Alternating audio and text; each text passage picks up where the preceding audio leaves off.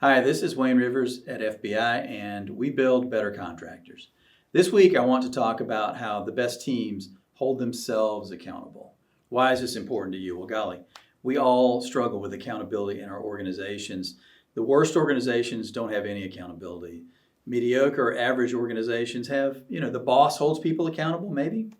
The best organizations hold themselves accountable. Everybody holds everybody else accountable.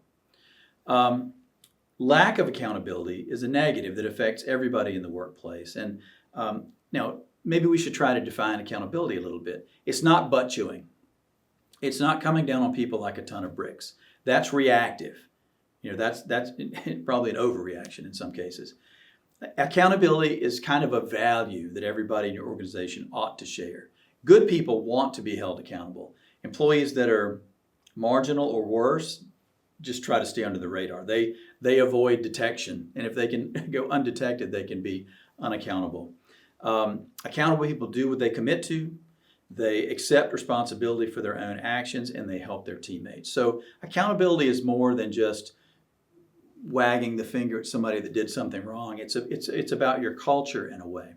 So 3 tips for how to get better accountability in your organization. The first thing is, no surprise here, it starts at the top. The leaders have to hold themselves accountable. They can't deflect, they can't shirk, they can't blame, they can't point fingers, they can't say somebody didn't deliver for me. They have to be willing to receive feedback. Nobody can be accountable without being willing to receive feedback, right? And they have to create an environment, they have to nurture this accountability environment where it's okay for Dennis to call me out or me to call out John.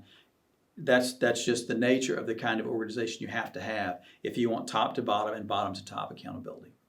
Second thing is you have to set and manage expectations. A few weeks ago, we talked about Chad Goodfellow's article, and he talked about having written roles and responsibilities. Well, you can't really set expectations, I don't think, without writing down what those expectations, how am I going to be evaluated? If I'm an employee and I work for you, I want to know, how am I going to be evaluated? I don't want any assumptions. I don't want to have to assume stuff, and I don't want you to be assuming stuff. We need to be clear on this. Roles, responsibilities, and accountability have to be spelled out. The team has to hold each other accountable, and there's got to be some structure to it. For what am I going to be held accountable? When am I going to have these formal meetings? What resources do I need to prepare for the meetings and to understand the nature of the periodic review? What milestones do I need to be hitting? How can I know if I'm on target, on schedule, or off target, and I need to make some changes? So all those things help set and manage expectations. And the third thing is giving and receiving feedback.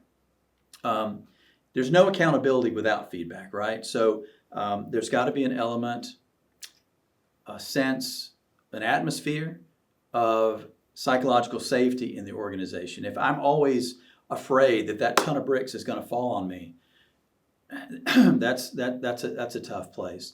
If you're giving feedback, you got to keep some things in mind. It could be wrong. It could be inaccurate. You could have a misunderstanding of a circumstance. So there's an occasion when you're trying to give constructive feedback, and you might actually be wrong. So you've got to understand that. You've got to be respectful when you're giving feedback, and you've got to focus more on listening when delivering feedback. So, those of us in senior leadership, you're probably going to be giving feedback more than receiving feedback. So those are 3 key tips for you. So I'd like to know what you guys do. What's working for you in your organizations to hold yourself, the other leaders, and everyone in the organization accountable? How do you do it? What are your secrets? What are your tips? Share with us in the comments. This is Wayne Rivers at FBI, and we build better contractors.